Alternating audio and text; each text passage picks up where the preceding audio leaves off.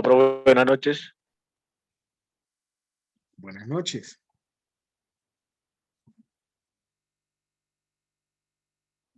Todos ya están al tanto de lo decidido en la Asamblea de Estudiantes de Ingeniería Civil. Sí, señor. ¿Alguien no? Y todos sí, por favor, levanten la mano, todos los presentes.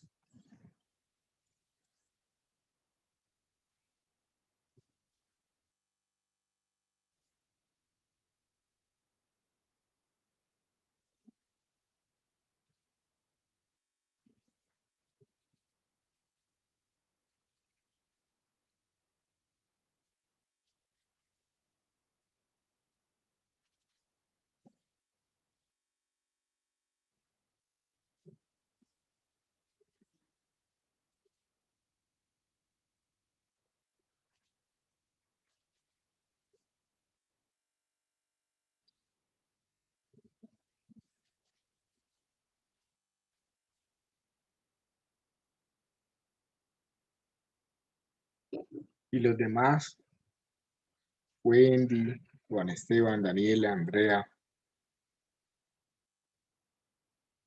José, Karen,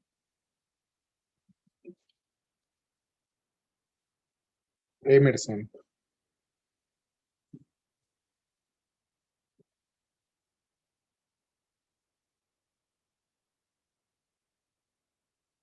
¿a alguien le gustaría comentar qué se decidió finalmente?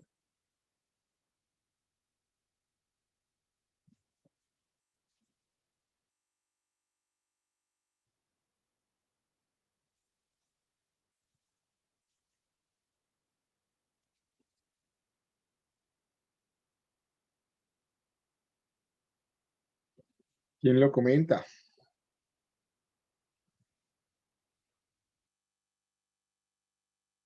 Les estaba preguntando que si todos están al tanto de lo que se decidió en la Asamblea de Ingeniería Civil, la Asamblea de Estudiantes.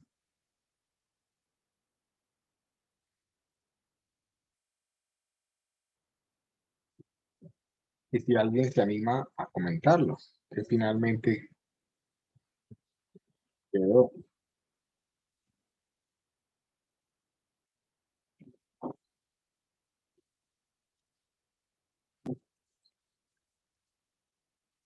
Pues, profe, hasta donde recuerdo que a partir del 29 de julio ya retomábamos actividades, se cuadró con los profesores, o sea, se aceptaron ciertos acuerdos y ciertas garantías para ya empezar mañana.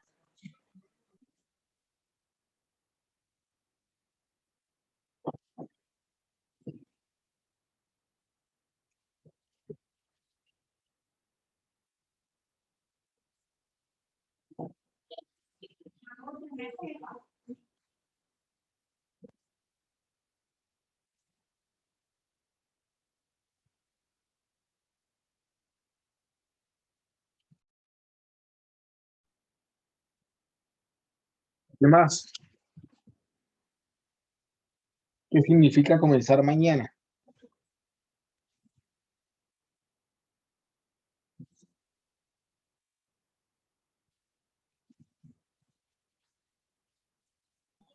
Pues, en teoría deberíamos empezar como con pequeños repasos para, creo que en una semana, semana y media, empezar ya a reanudar temas.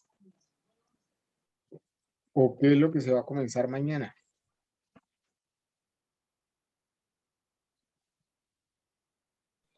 Reanudación de actividades, ¿no?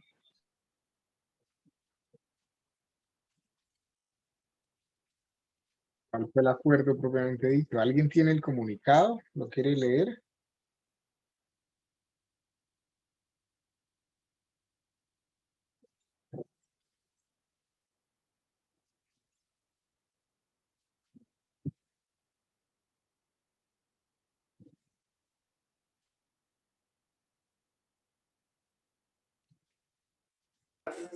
Profe, pues tengo el comunicado de la Facultad de Físico-Mecánicas,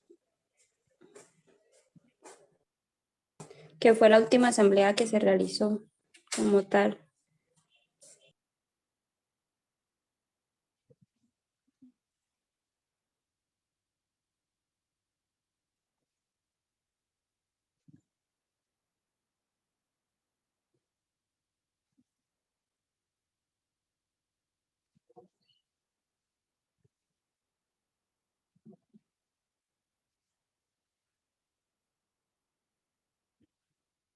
Ok, Andrea. Una pregunta.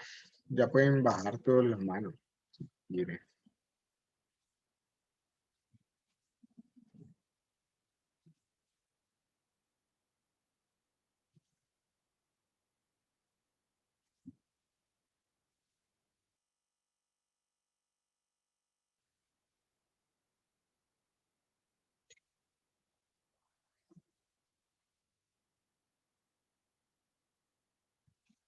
¿Quiénes van a asistir de manera presencial a partir de la próxima semana?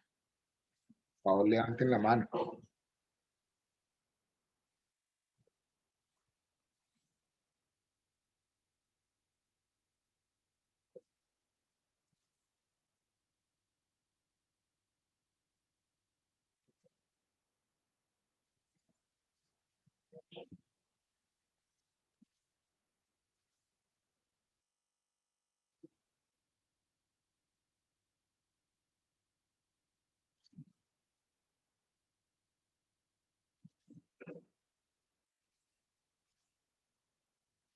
¿Me entendieron la pregunta?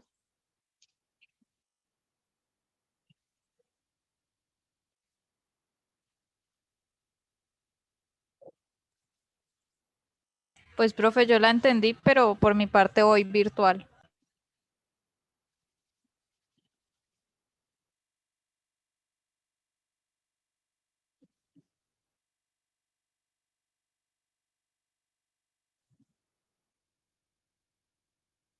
Solo Ender y Juan Steven tienen planeado asistir de manera presencial y Daniela.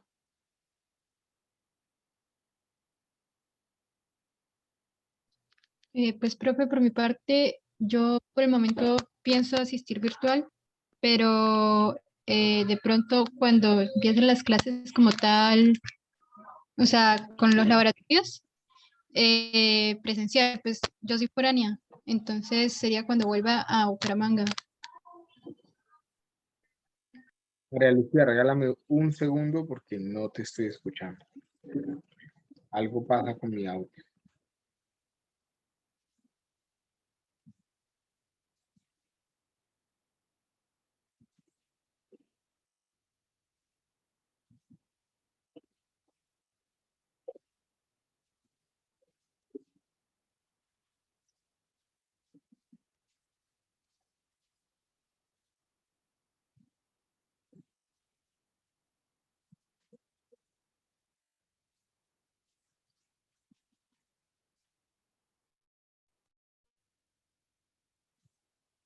¿Me pueden por favor repetir? Sí, profe, ¿me escucha? Sí, ya te escucho bien. Bueno, pues en mi caso yo soy foránea, entonces pues no pienso asistir presencial de una, sino como después cuando vuelva a la ciudad. Ok, es entendible el tema. Los demás, eh,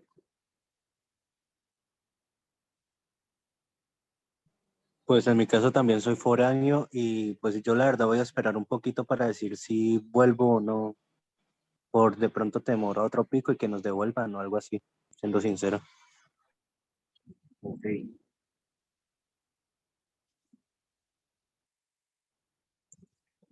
¿Quiénes no residen en Bucaramanga o en el área metropolitana? Por favor, levanten la mano.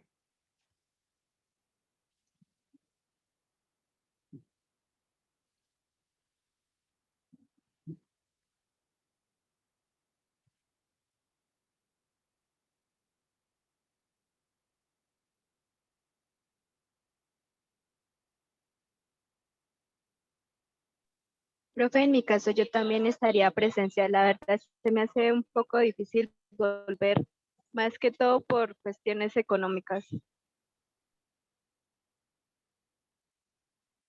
Estaría virtual. ¿Sí? Sí, sí, señor profe, virtual.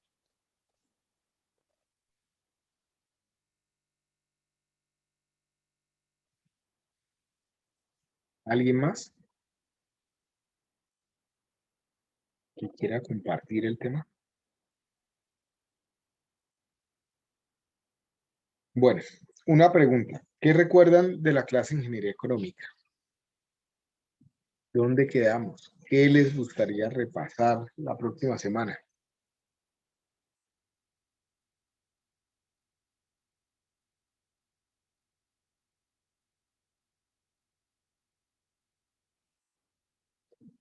En vista de que Pues, muy profe, pocos, Profe, qué pena, yo considero que sería como viable, bueno, hacer como un repaso, no entrar a profundidad en cada tema, pero sí, pues tocarlo y más la parte cognitiva para nosotros hacer una profundización de los temas después, pero que usted no de pronto nos recuerde los conceptos los criterios para cada tema así de una manera breve, que siempre pasaron 3 meses y pues, usted entenderá. ok. ¿Quién más quería opinar algo? Sí, profe, digamos más que todo también los ejercicios que alcanzamos a realizar, de pronto profundizar un poquito con otro ejercicio, pues así también nos enfocaríamos pues en el tema pues visto. O sea, con un ejercicio podríamos también repasar y lo que ya habíamos visto de algunos conceptos o algo así. Por favor. Ok. ¿Qué han hablado en otras clases? ¿Qué han acordado en otros profesores? ¿O esta es la primera clase que atiende? Pues, o el primer acercamiento que se atiende. Pues yo en lo personal solo con un profesor y pues con él acordamos hacer un repaso la siguiente clase con él sobre, pues muy general, y después hacer como una solución de un taller. Ok. Y ahí pues esta sería la segunda clase entre comillas que estaría viendo.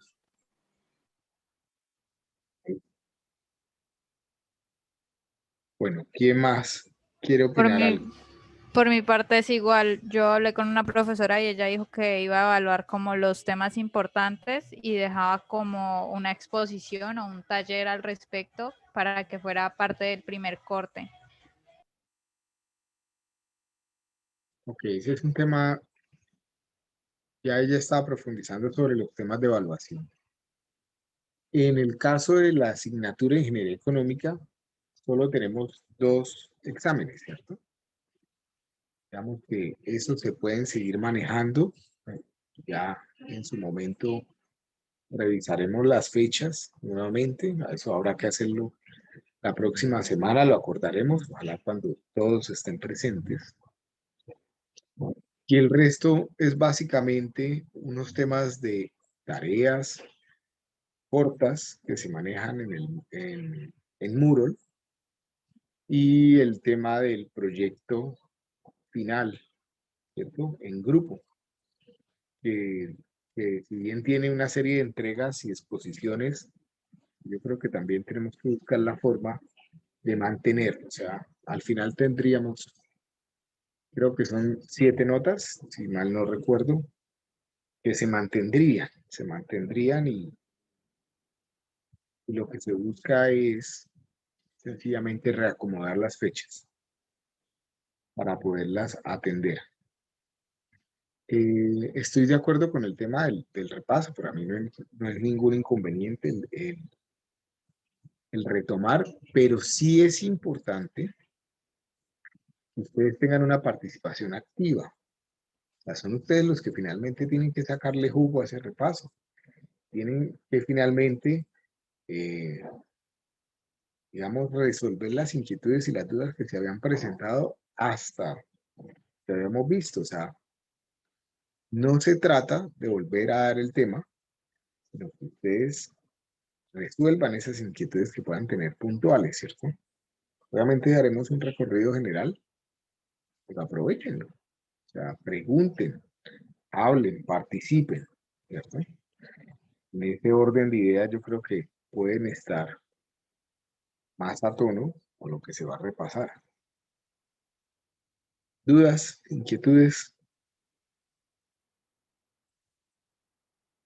Pues a mí me gustaría hacer como el comentario de que me parece mejor estudiar con ejercicios, o sea, por ahí una clase o media clase de repaso de tema y hacer el resto de ejercicios, porque considero que es como la forma en que más se aprende la teoría o se practica esa teoría.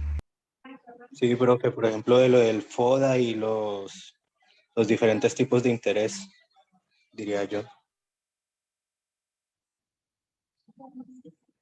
Lo de la matriz DAFO, lo de la FODA. Sí, sí, o sea, es que no recuerdo muy bien recuerdo que habían aspectos negativos, positivos, pero no recuerdo muy bien la separación, o sea, que algunos tenían ciertas características. En el momento, pues sí, cuando estábamos haciendo el ejercicio sí había quedado claro, pero la verdad tengo un recuerdo muy vago de eso y también sobre los tipos de intereses y cómo es que se tenían que efectuar, por así decirlo. ¿En qué casos? Pues Ok. Tenemos 2 clases de repaso la próxima semana. Vamos a tratar de hacer una clase y media relacionada propiamente con todo lo que son los conceptos y ejercicios de interés, tasas de interés y todo lo demás. Y la otra media clase dedicársela al proyecto en grupo, o sea, lo de la matriz DAFO, todo lo demás que haya que entregar para el primer momento de esa entrega, ¿no? Que quedó suspendida, que ya estaba lista, digamos, cuando comenzó todo el tema del paro, porque habrá que volver a reagendar y es la oportunidad para que lo que ustedes ya hicieron lo revisen y lo mejoren, ¿cierto? Pero bueno, de acuerdo, ya voy sabiendo, digamos, por qué lado poder abordar el tema. ¿Alguna otra inquietud? ¿Dudas?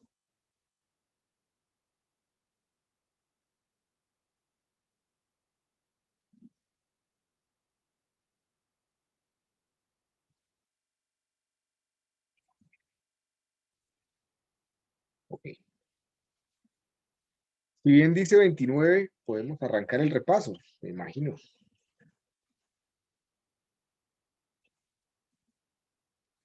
O esperamos hasta la otra semana.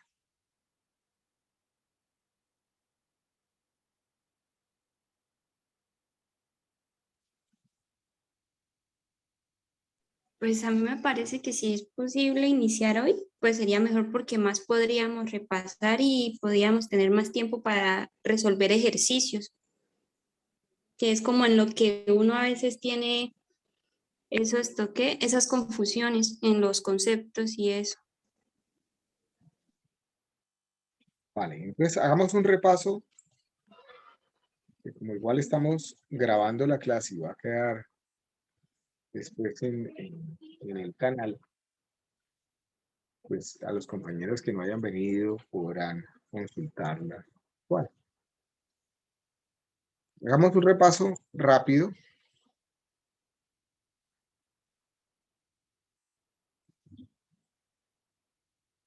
Compartir las plantillas de los ejercicios de la clase de forma que no tendríamos que volver a ver la clase.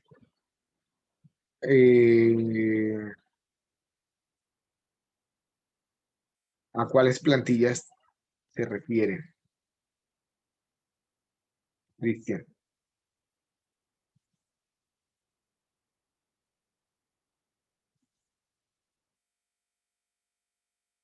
Un compañero que me hace una pregunta en el chat.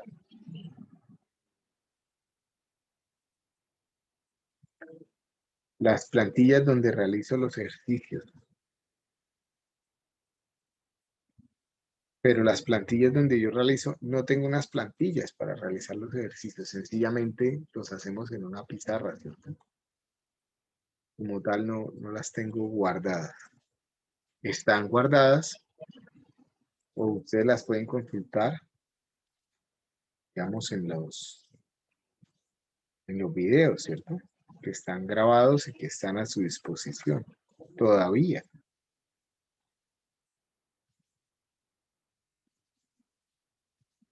A ver, esta es la presentación de la asignatura, lo que llevábamos.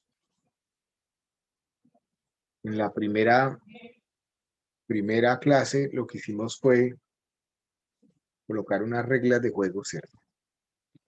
Presentamos, a ustedes les quedó una tarea en Moodle que era presentarse y decir qué los motivaba a la clase de ingeniería económica o qué esperaban aprender de la clase de ingeniería económica.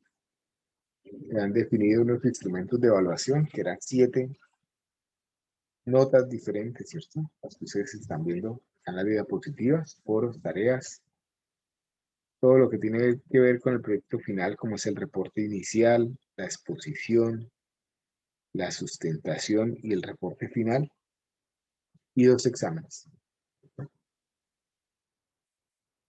Hablamos de temas de asistencia, hablamos de los exámenes formativos y sumatorios.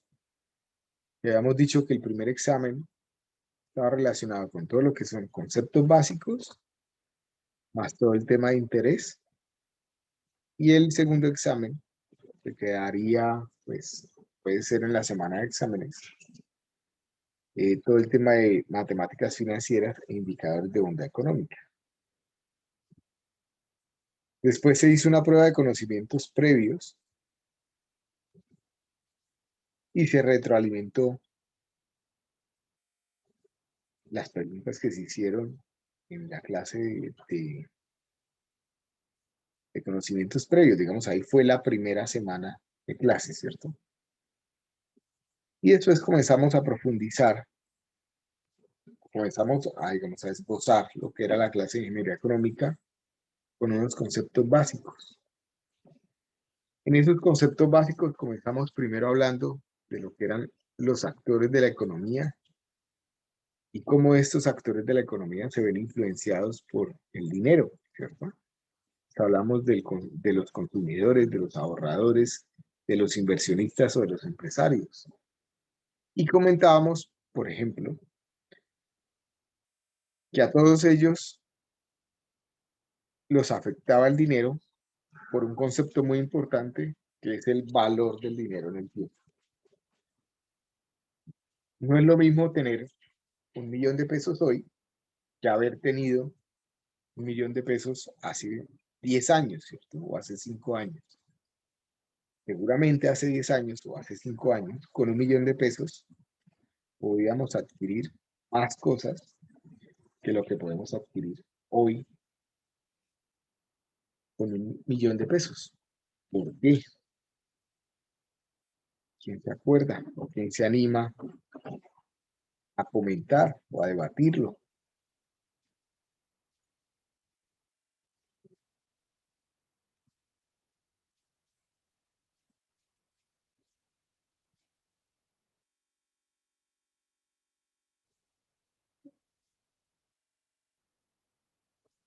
¿Por qué no es lo mismo el valor del dinero? ¿Por qué va variando en el tiempo? ¿Y por qué se pierde capacidad de consumo con el pasar del tiempo?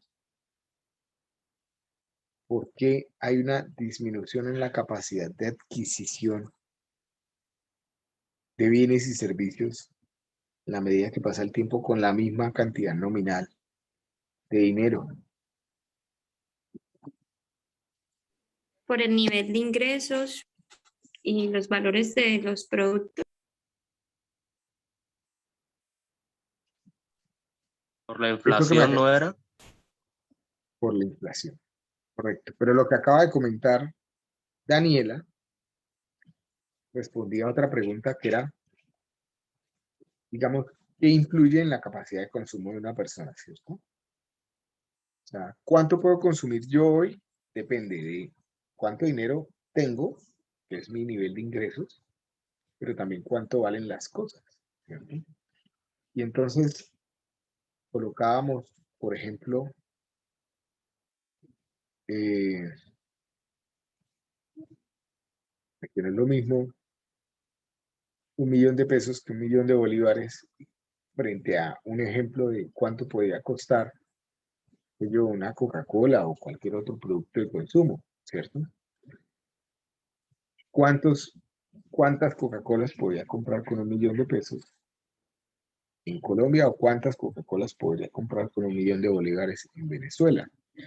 Entonces, si bien la cantidad de dinero parece ser la misma, pues dependiendo del precio de los productos, en un lado se tiene mayor capacidad de consumo que en otro, ¿cierto? El tema del valor del dinero en el tiempo, básicamente, el valor del dinero en el tiempo cambia por algo que conocemos como inflación, ¿cierto? ¿Qué es la inflación? ¿Qué recuerdan que es la inflación?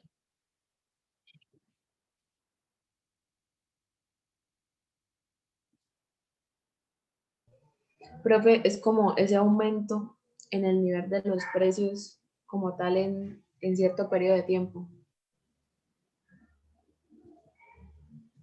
Es un aumento generalizado del valor del dinero, del valor de las cosas, ¿cierto? A medida que pasa el tiempo. Sí, sí.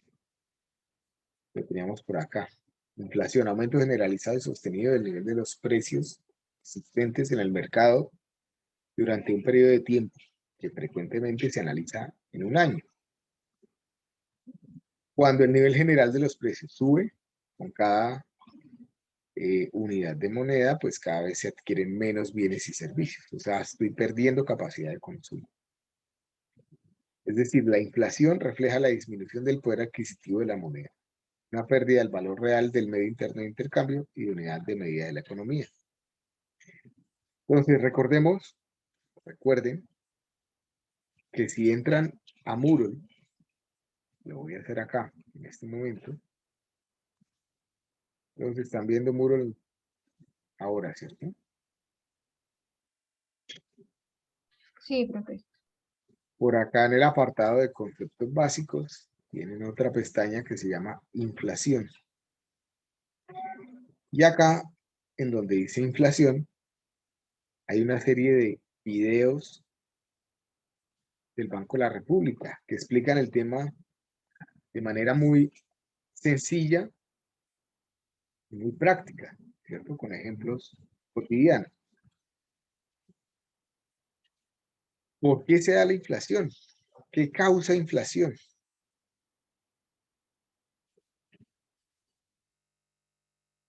¿Por qué ocurre eso? ¿Y por qué es bueno o por qué es malo?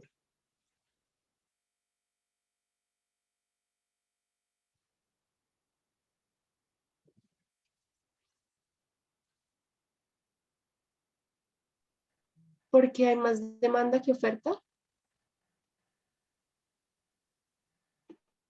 Sí tiene que ver con los fenómenos de oferta y de demanda, ¿cierto?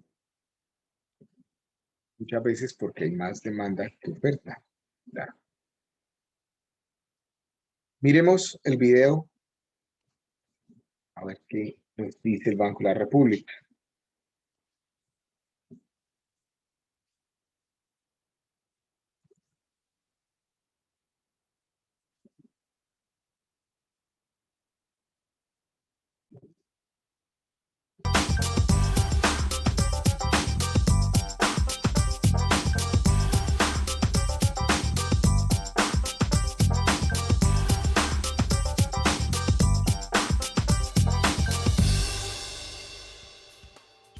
Cada persona tiene su propio mundo, con sus gustos, sus intereses y sus sueños.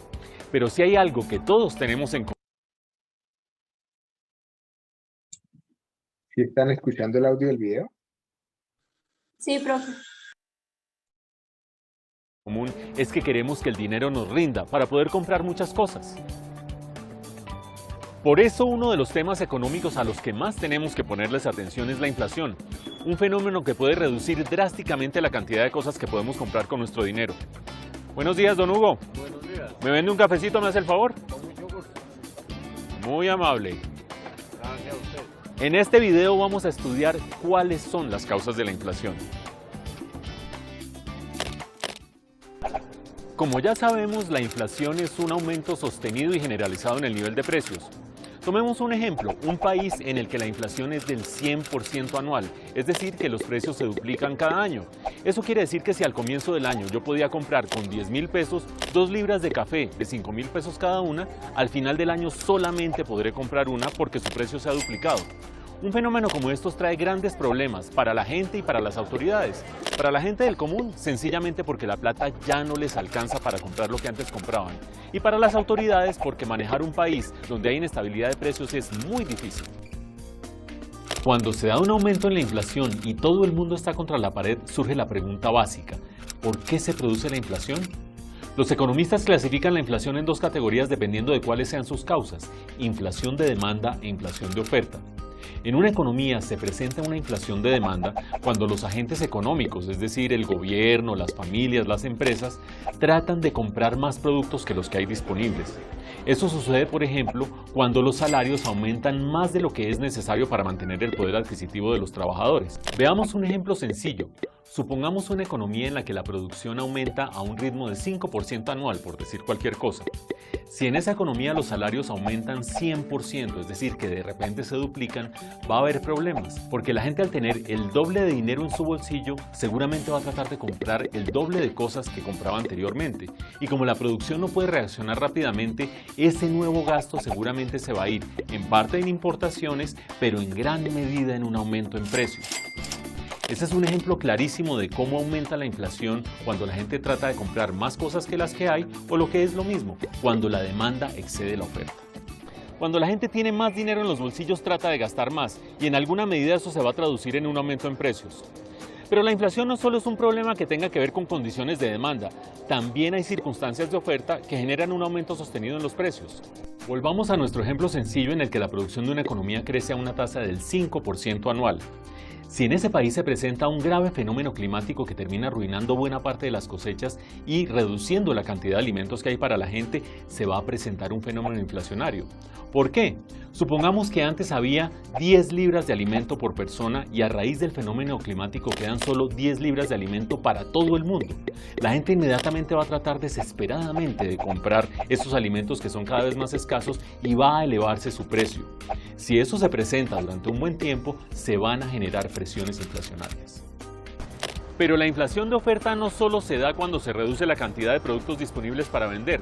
También se presenta cuando los productores deciden aumentar sus precios por cualquier motivo. Por ejemplo, cuando aumenta el costo de los insumos que usan en su proceso productivo. Veamos el ejemplo clásico. Cuando aumenta el precio de los combustibles, todos los sectores que usan gasolina en su proceso de producción, que son muchísimos, deciden aumentar sus precios y de esa manera generan presiones inflacionarias para el resto de la economía. Otro caso que se presenta con cierta frecuencia es el de una devaluación que aumenta el precio de los productos importados. Veamos un ejemplo. Si un metro de tela en el mercado internacional cuesta $1 y el dólar en Colombia vale 2.000 pesos, ese metro de tela vendido en el mercado colombiano va a costar 2.000 pesos.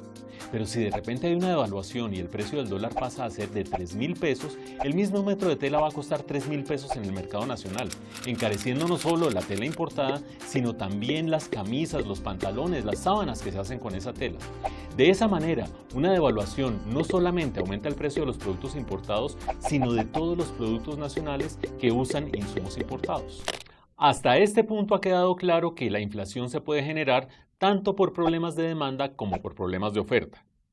Es probable que para una persona del común eso no quiera decir nada, porque lo único que le preocupa es que con una alta inflación se le va reduciendo su poder adquisitivo. Para esa persona la pregunta relevante es: ¿qué hacer para controlar la inflación? La respuesta a esa pregunta la vamos a abordar en un próximo video.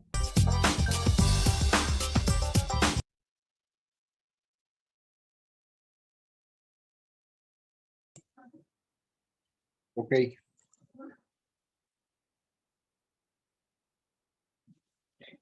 Entonces, si quieren profundizar un poco más sobre el tema de la inflación, recuerden que en Moodle, la pestaña de conceptos básicos, la pestaña de inflación, pues tienen cargados todos los videos en orden que hizo el Banco de la República para este tema. ¿Para qué era importante comenzar a hablar de inflación? ¿Y por qué lo hicimos al principio del semestre, digamos, y estábamos comenzando a hablar en la clase de ingeniería económica? Pues porque a todos los actores de la economía, ya lo estábamos viendo, nos afecta el tema del valor del dinero en el tiempo, que es un concepto muy importante y que ya estuvimos de alguna forma revisando. Al consumidor, porque como lo decía el video, si se presenta una inflación muy grande, pues va a perder capacidad de consumo, ¿cierto? Con la misma cantidad de ingresos que tiene, va a poder adquirir menos cosas porque esas cosas van a subir de valor.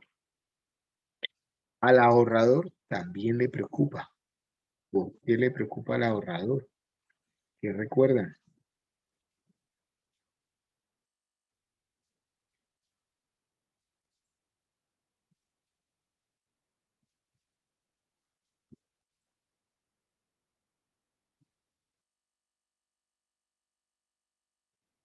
Porque si guarda el dinero debajo del colchón, pues va a ir perdiendo su valor.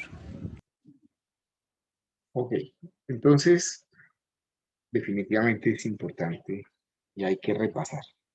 ¿Ahorrar es guardar el dinero debajo del colchón?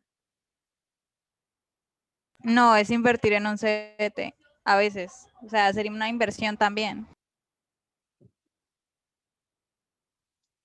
No es propiamente una inversión, pero sí es al menos buscar la forma de que el dinero que yo reservo, que yo separo para una necesidad futura o para mayor capacidad de consumo en el futuro, pues no pierda valor en el tiempo. Es decir, blindar ese dinero frente a la inflación. Si yo cojo 1.000.000 de pesos y lo ahorro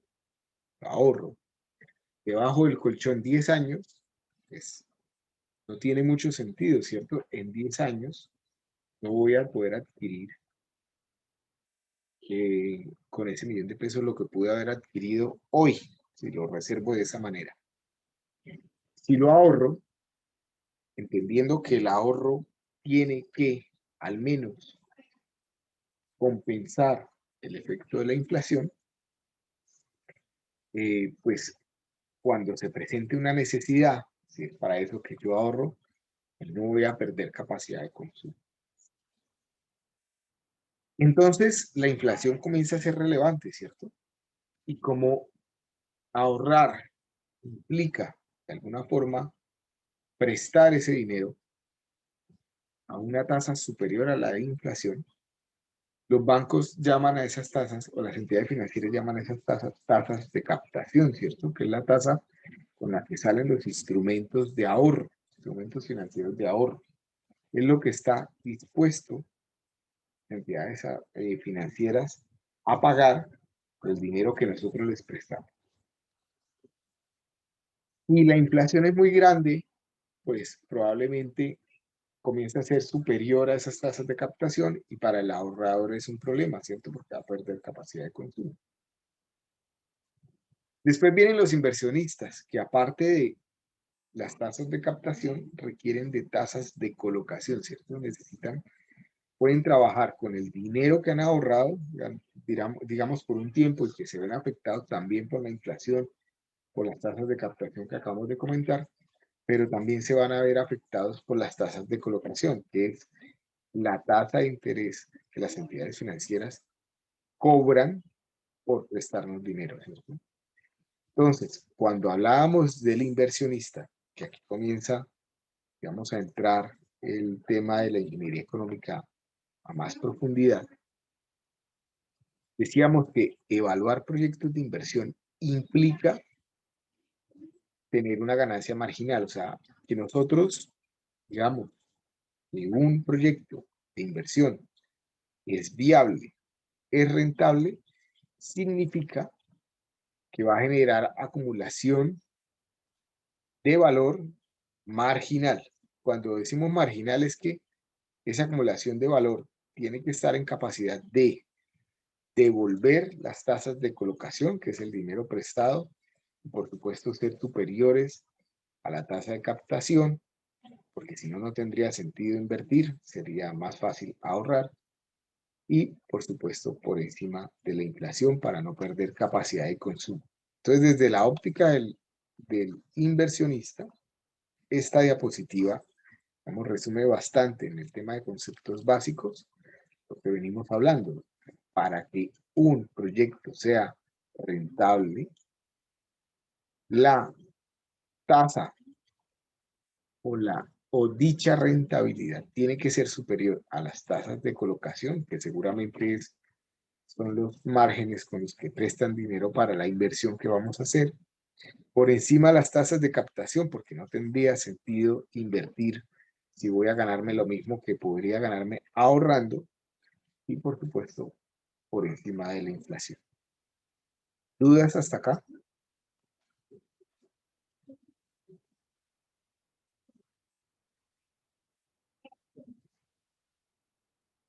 ¿Dudas? Profe, ¿usted me puede recordar qué es la tasa de captación?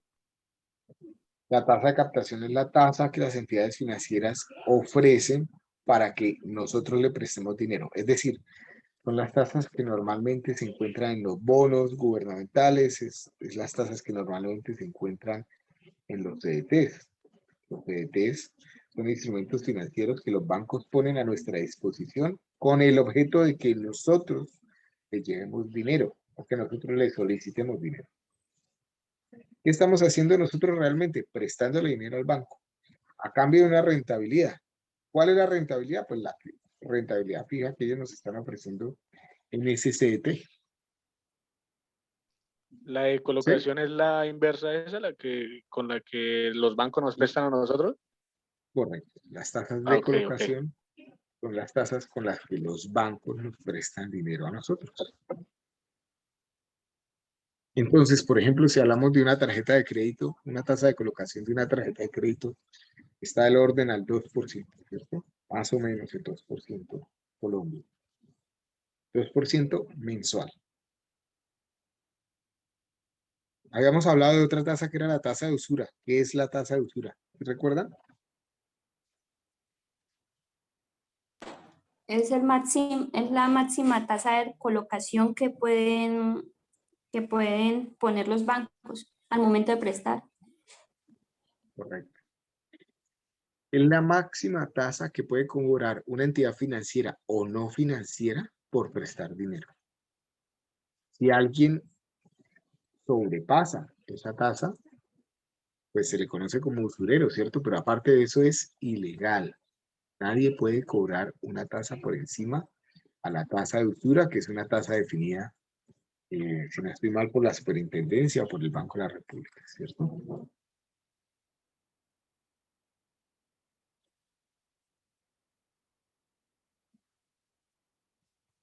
Después de esto, hablamos de temas de producción, es decir, comenzamos a comentar dos conceptos que para mí son muy importantes. Para mí son muy importantes que ustedes logren interiorizar, que no lo olviden, que que permanezcan, digamos, por mucho tiempo, no durante un semestre que ven ingeniería económica, sino que en efecto, cuando ustedes vayan a ser profesionales y tengan la oportunidad de emprender, o incluso cuando salgan sencillamente a trabajar, digamos, con un salario como empleados, pues lo tengan muy presente. Y es el hecho de que para que haya desarrollo en un país, tenemos que tener producción, ¿cierto? Y esa producción implica la transformación de recursos naturales en materias primas, utilizando energía humana, ¿cierto? Que puede ser mano de obra o conocimientos, y obviamente instrumentos de trabajo, que puede ser un computador, que puede ser el software, que puede ser maquinaria, etc. Para generar productos o servicios que atiendan una necesidad. A esa transformación la llamamos creación de valor. Y es en ese proceso de creación de valor que logramos ganar dinero, acumular valor. propiamente dicho. ¿Sí?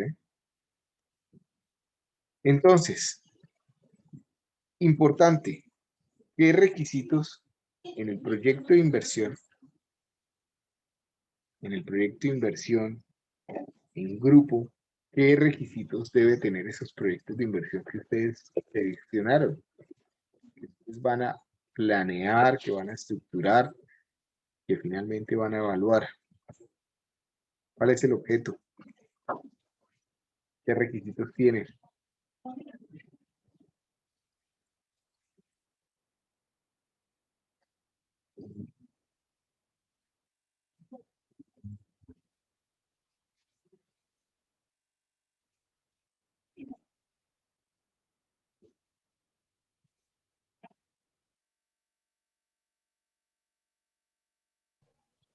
Profe, que sean legales, que atiendan alguna necesidad, que, o sea, que no sea algo como que yo compro y vendo a un mayor precio. Correcto, Esos son los que me acuerdo. correcto. Esos son los dos requisitos. Los dos requisitos que deben tener los proyectos de inversión que ustedes decidan desarrollar. Que, digamos, eso iba bastante adelantado antes de que comenzara el paro. Es que tienen que ser 100% legales y tienen que crear valor.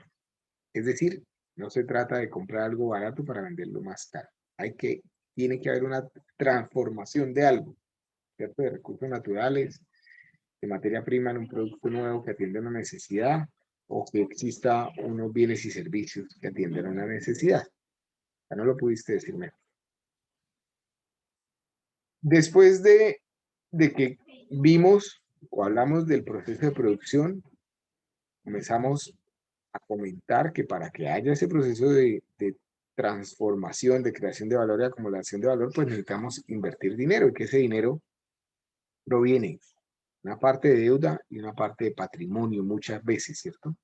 Y definimos algo que se llamaba costo promedio ponderado de capital y tasa mínima atractiva de rentabilidad. No voy a profundizar en eso hoy, me interesa hacerlo la próxima clase cuando cuando estemos, haya mayor asistencia y oficialicemos el tema.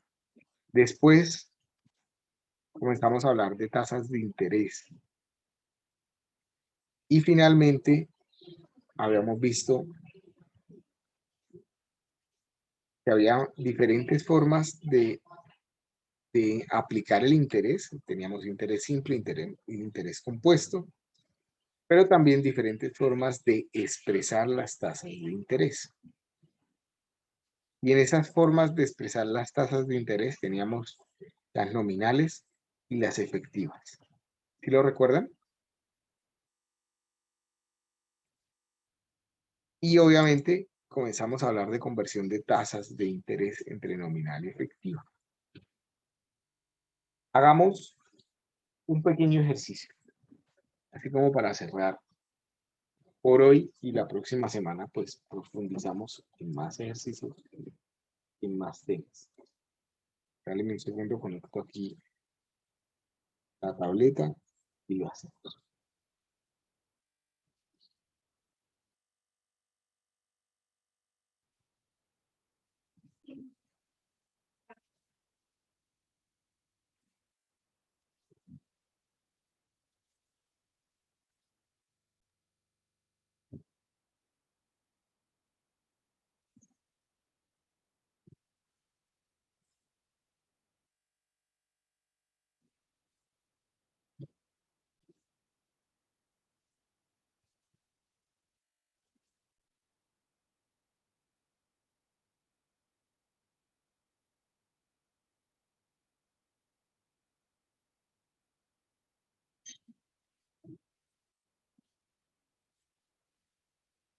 Entonces, comencemos por recordar algunas de las ecuaciones de ingeniería económica. Teníamos una ecuación que es la ecuación de equivalencia, en donde decíamos capital presente es igual a capital futuro por 1 más el interés elevado a la n, donde CP es capital presente.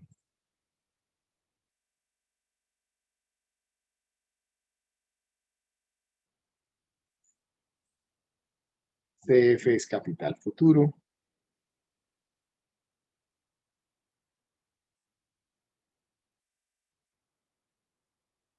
Y es la tasa de interés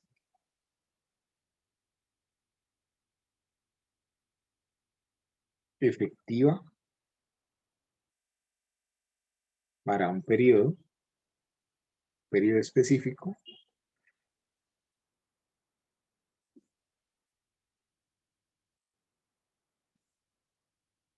y N pues era el número de periodos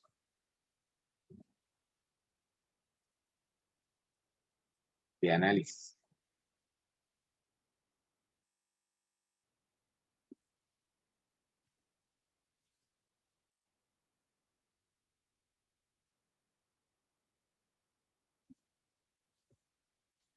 Entonces, si por ejemplo, ustedes tuvieran hoy un capital de 1.000.000 de pesos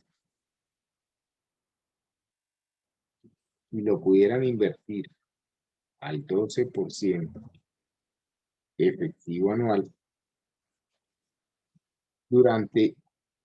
dejarlo invertido durante 20 años, ¿cuánto dinero tendrían al final de esos 20 años?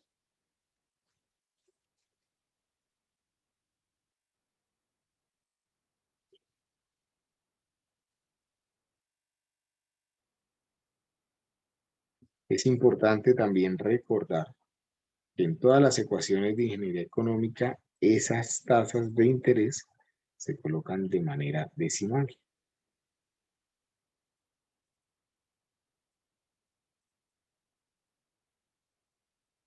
¿Cuánto dinero tendrían dentro de 20 años?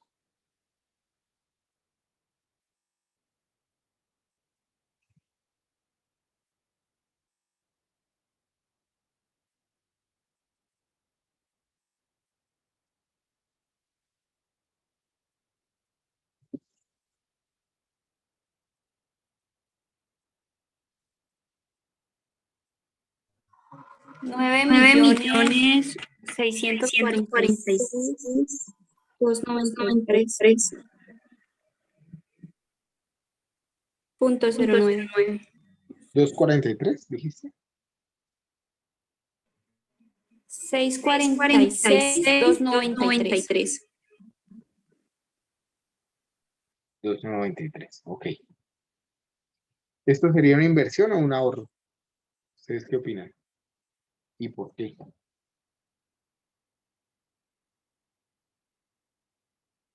Pues sería un ahorro porque al final hay menos de lo que tenía al principio. ¿Menos? No entendí. ¿Por qué tienes menos?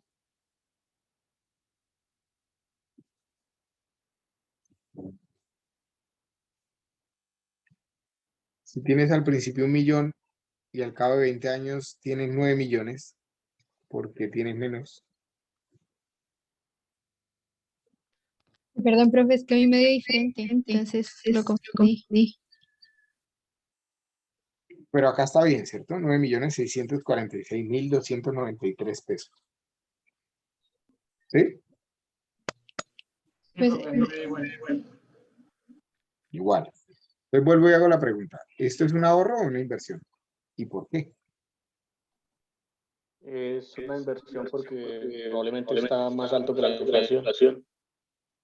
Ok, de acuerdo. Podríamos entenderlo como una inversión porque la tasa de rentabilidad es considerablemente superior. Esta tasa es considerablemente superior a la inflación. La inflación en Colombia, proyectada para los próximos 2 o 3 años, está alrededor del 3%. De hecho, un 12% anual es lo que viene rentando el S&P 500 de la bolsa de Nueva York, por ahí en los últimos, el promedio de lo que viene rentando el S&P 500 de la bolsa de Nueva York, por ahí en los últimos, ¿qué? 5 años. Ese es un promedio, puede estar un poquito más arriba, puede estar un poquito más abajo. ¿Qué es la rentabilidad de la rentabilidad promedio de las 500 empresas de mayor producción o de mayores resultados en la bolsa de Nueva York, ¿cierto?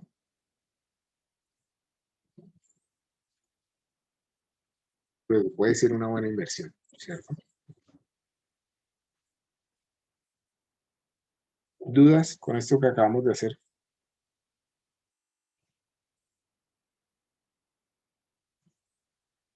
¿A todos les quedó claro que es una inversión? ¿O no les sonó? Profe, una pregunta, es que no sé si copié mal cuando hicimos ese tema, pero creo que lo tengo diferente. ¿Cómo la tienes? Yo tengo que capital presente es igual al capital futuro Perdón, esta fórmula está mal acá. Esta fórmula está mal. Gracias por mencionarlo porque la estamos copiando al revés. Es capital futuro es igual a capital presente por 1 más el interés elevado a la N. Obviamente el capital futuro tiene que ser mayor al capital presente. Esa es la intención a la hora de invertir. Gracias por hacerme caer en el error. ¿Ahora sí está bien? Sí, señor, ahora sí.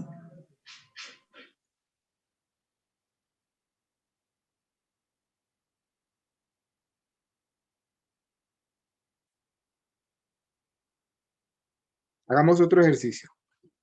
¿Cuánto vale el flamante celular, computador o tableta que se quieren comprar por estos días, que hayan revisado, o alguna compra específica que quieran hacer dentro de poco?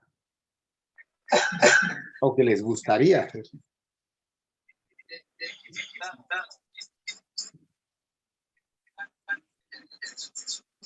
No los escucho. Claro, sí escucho a alguien, pero no los escucho.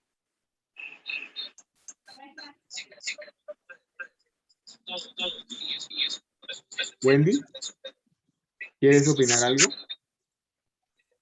Tienes abierto el micrófono. ¿No? Bueno, ¿cuánto vale el flamante o el mejor celular que hayan visto?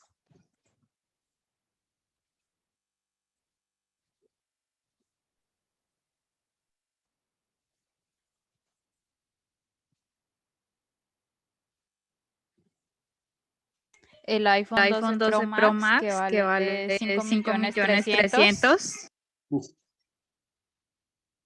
Listo. 5.300.000, de acuerdo. Resulta que ustedes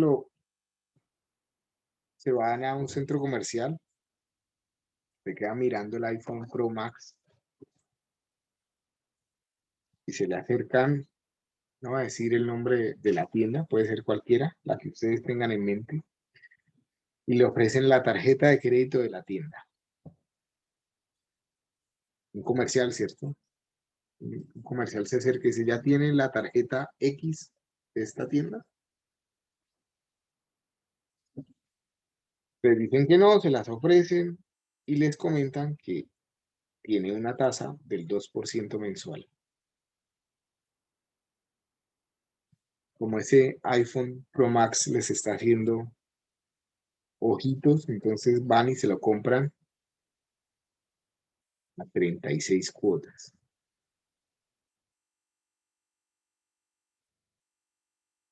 ¿Cuánto deberían pagar? Si no pagan cuotas intermedias, o sea, este ejercicio no está del todo afinado a la realidad, ¿cierto? Porque cuando yo compro con tarjeta de crédito, la difiero a un número de cuotas que normalmente son meses y todos los meses tengo que pagar una cuota. Y en esa cuota que yo estoy pagando, una parte es para el capital, es decir, una parte iría a abonar algo de esos 5.300.000 y la otra parte es interés, ¿cierto? Pero todo lo que hemos visto en la clase de ingeniería económica hasta el momento son ejercicios tipo bullet, es decir, saco el dinero hoy y lo voy a pagar hasta el final de la transacción con todos los intereses que se han ido acumulando. Si ese fuera el caso, ¿cuánto tendría que pagar después de 36 meses? Entonces sería capital futuro igual a 5.300.000 por 1 más 0,02 elevado a la 36. ¿Cuánto me da esto?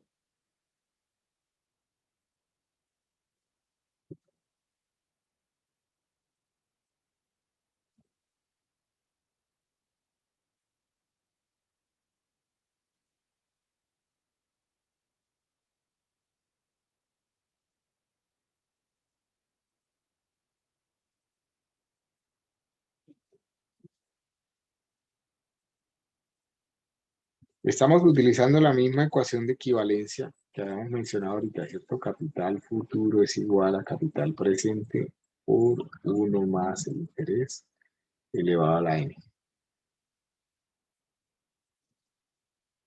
Profe, me da 10.411.402 pesos. ¿Así? ¿Está bien? Sí, Lo que me profe, acabas de así decir. me da.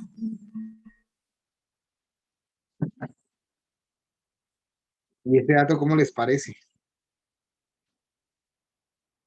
Un poco preocupante si fuera así, ¿no? Al cabo de 3 años, tendría que pagar 10.811.402 pesos. Recordemos otra fórmula que habíamos visto de ingeniería económica y era las de el interés efectivo anual. Decíamos, interés efectivo anual es igual a 1 más R sobre M a la N menos 1, donde ¿qué es R? ¿Alguien lo recuerda?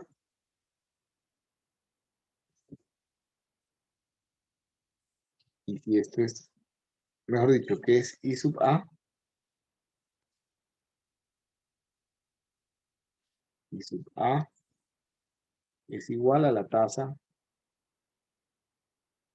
efectiva anual, ¿no?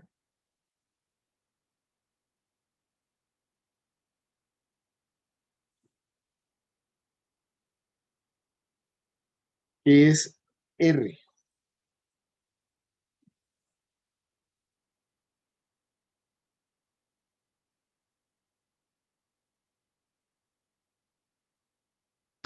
¿Es el interés nominal? Sería la tasa nominal anual.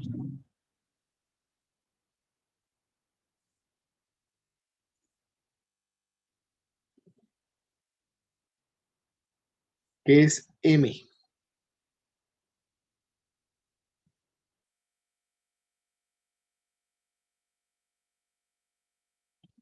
De hecho, en este caso, M y N vendría siendo lo mismo, ¿cierto?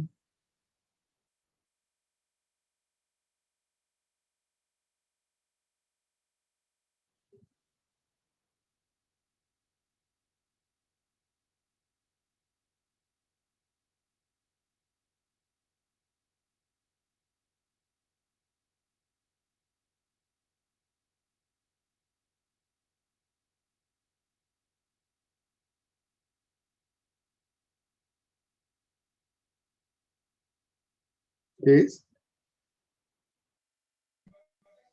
¿Es el número de periodos? Es el número de periodos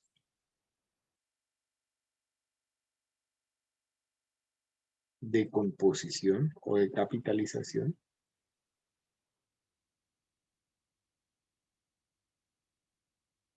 o capitalización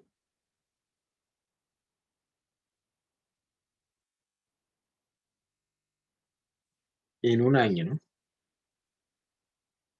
En este caso, en un año.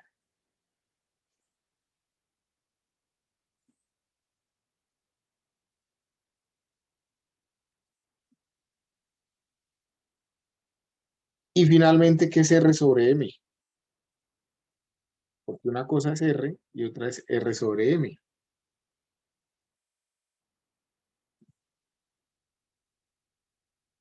Sería la tasa periódica, ¿no?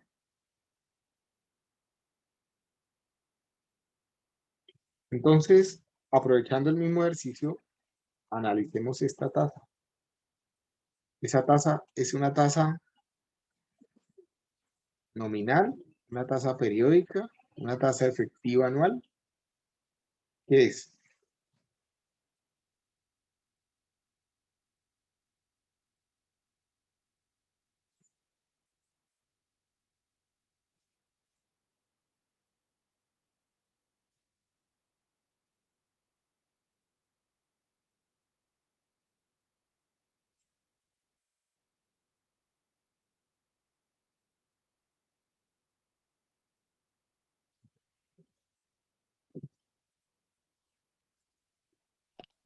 Profe, qué pena, ¿usted puede recordarme cuál es la diferencia entre el interés nominal y el interés efectivo? La forma en que se expresa la tasa, ¿cierto? Ya habíamos hablado de que las tasas nominales son las tasas que se utilizan comercialmente, que me dan a entender cuál es el interés que me están cobrando en cada periodo de composición o en cada vez que se capitaliza el interés, ¿cierto? En este caso, el ejercicio del interés se capitaliza cada mes, ¿cierto? Mientras que la tasa efectiva agrupa todo. Es el interés que finalmente me van a cobrar, o sea, tiene en cuenta el valor del dinero de los propios intereses en el tiempo, que se van capitalizando y pues también generan mayor interés, que era lo que habíamos hablado en interés compuesto y que probablemente haremos unos ejercicios la próxima clase nuevamente para revisar, para repasar.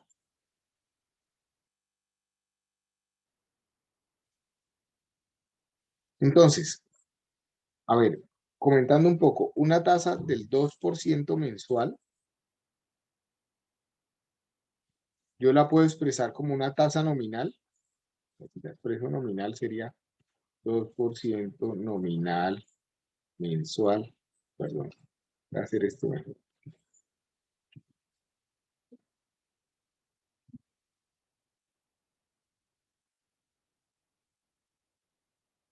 Nominal mensual mes vencida, ¿cierto? Como la frecuencia de composición es igual al periodo de la tasa, ¿cierto? O sea, hay un mes en un mes, pues entonces ya puedo decir que esta tasa es periódica. Por eso la puedo expresar como mensual. Sencillamente mensual. Podría encontrar la equivalente anual, la R anual, que sería igual al 2% por 12 meses, ¿cierto? Y eso me daría 24% nominal anual mes vencido. Si yo hago la conversión de la tasa, es decir, si hago esto, encontraría que la tasa efectiva anual es igual a 1 más 24, perdón, no lo confundo, 0,24 sobre 12 elevado a la 12 menos 1. ¿Cuánto me da esta tasa?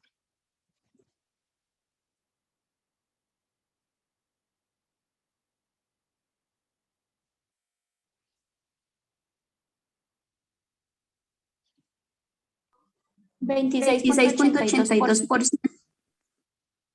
26,82. ¿Me regalas 2 decimales, por favor? ¿Más?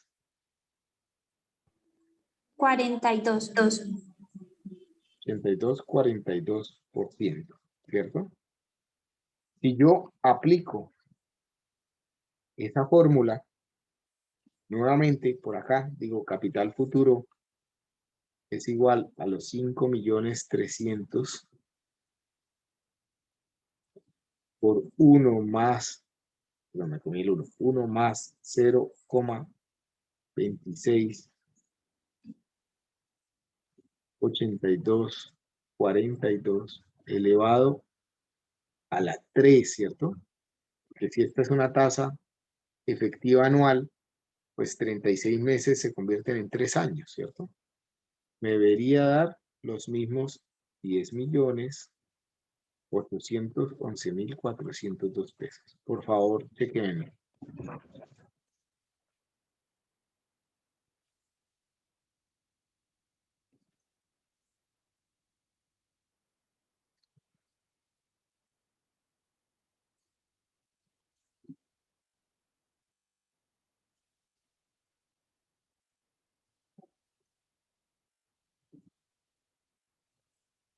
Profe, daría el último número.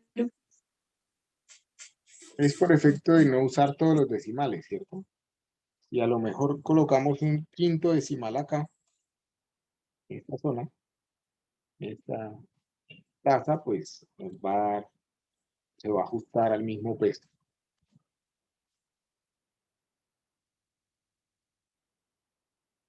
¿Sí? Si lo colocan todos los decimales, les tiene que dar la misma respuesta. Entonces, de esta ecuación que tenemos acá, podemos analizar, a ver, de esta ecuación que tenemos acá, podemos analizar tasas efectivas para cualquier periodo de tiempo, pero lo vamos a dejar también para la próxima clase. ¿Dudas, inquietudes?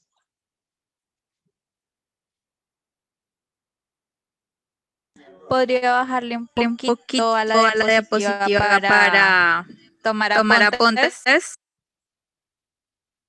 No entendí la pregunta. Hola, Que solicitud. si le puedes bajar un poquito a la hoja para tomar el apunte último. Allá.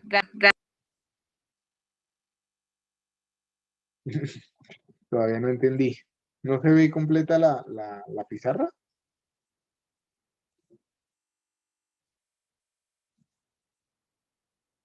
Sí, profe, es que no se veía el último numerito, pero ya. Ok.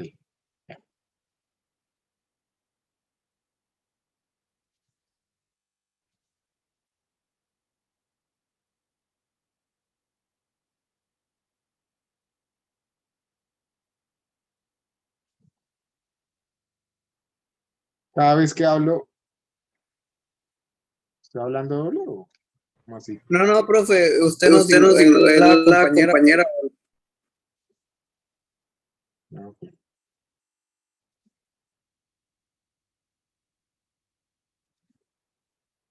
Bueno, ¿hay alguna otra duda frente a lo que acabamos de hacer?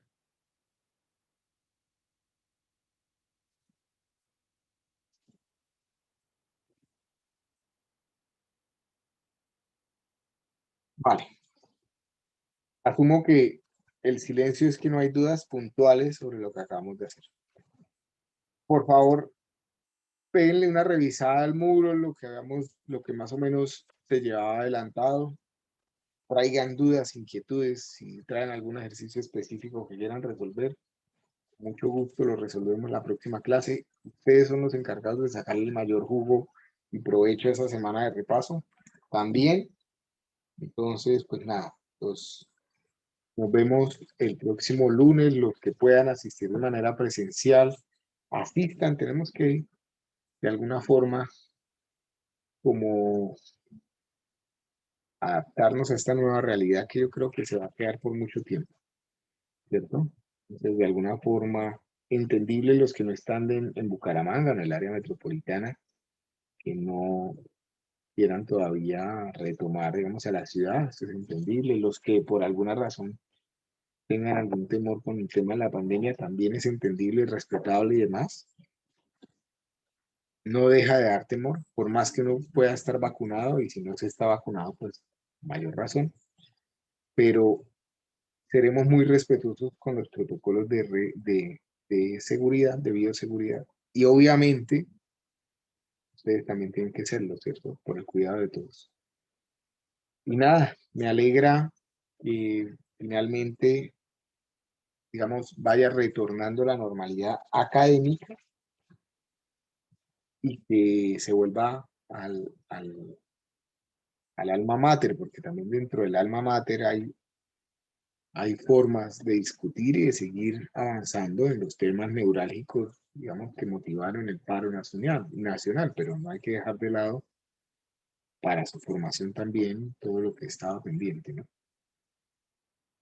Entonces, eso es de celebrar. Gracias a todos por la asistencia y coméntenle a sus compañeros que entonces la otra semana de repaso y que hay que sacarle provecho. Feliz noche para todos.